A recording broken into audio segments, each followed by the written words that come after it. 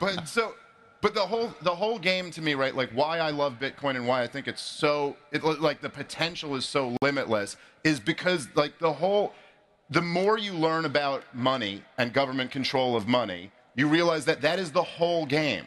Everything else flows from that. Every evil thing that government does is only because they control the money supply. Like, take an evil thing that government does, and I'll explain how it's because they control the money supply, you know? Like, I mean, just think about, like, okay, we fought, like, a catastrophic 20-year war in Afghanistan that literally killed hundreds of thousands of people, cost trillions of dollars, and thousands of our bravest young boys died, and then tens of thousands committed suicide in the wake of the war, right?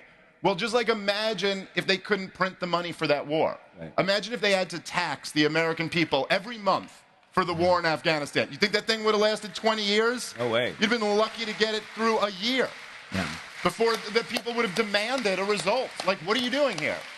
I mean, just imagine trying to do the lockdowns of 2020 if they couldn't just print trillions of dollars and pass them out. That people wouldn't have taken it. They would have been like, no, we're going back to work. We're not doing this. It's only because they control the money that they can get away with tyranny. And listen, like personally, like when I came up as a child of the Ron Paul presidential campaigns. Like that's how I got interested in all of this stuff.